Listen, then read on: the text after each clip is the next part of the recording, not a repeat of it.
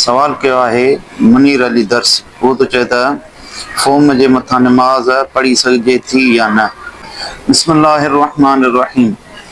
Foam जे मथा नमाज पढ़णु जाइज़ न आहे, अलबत्ता जेकॾहिं हेठिन शर्तनि जो ख़्यालु रखियो वियो त पोइ नमाज जाइज़ थी सघे थी। पहिरियों शर्त इहो आहे त उन में वधीक हेठि झुकण जी गुंजाइश न हुजे, यानी उहो पको हुजे ज़मीन वांगुरु। पर जेकॾहिं नरम आहे त पोइ उनखे पेशानी सां ऐं नक जे ज़रिए ज़ोर ॾिबो, एतिरो ज़ोर ॾिबो जो उन में वधीक हेठि झुकण जी गुंजाइश न रहे, पोइ जाइज़ थींदो। पर जेकॾहिं ईअं न कयो वियो त पोइ नमाज जाइज़ न थींदी। जीअं जोहरत नैयरा जे अंदरि आहे त वन्नमा यजूज़ो इज़ा वजद सलाबतल अर्द।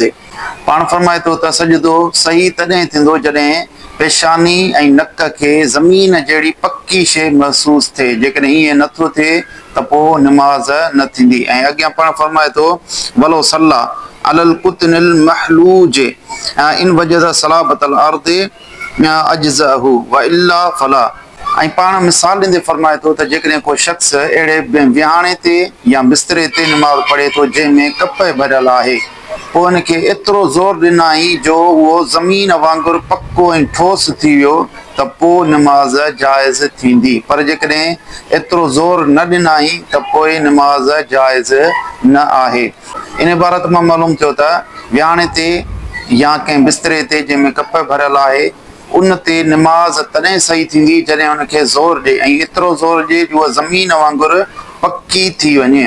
पर जेकॾहिं एतिरो ज़ोर न ॾिनो अथई त नमाज सही न थींदी। अहिड़ी तरीक़े सां फ़ोम उन में बि वधीक झुकण जी गुंजाइश हूंदी आहे। जेकॾहिं उन ते को शख़्स नमाज़ पढ़े थो त उन ते लाज़िम आहे त उहो सजदो अहिड़े अंदाज़ में करे जो उन में वधीक झुकण जी गुंजाइश न हुजे, ज़मीन वांगुरु ठोस ऐं पको थी वञे त पोइ नमाज़ जाइज़ थींदी। हासिल कलाम इहो आहे त फ़ोम में इन्हनि शर्तनि जो लिहाज़ न रखियो वेंदो आम तौर ते, इन करे फ़ोम न विछाइणु घुरिजे। अल्लाहु अअलम बिस्सवाब।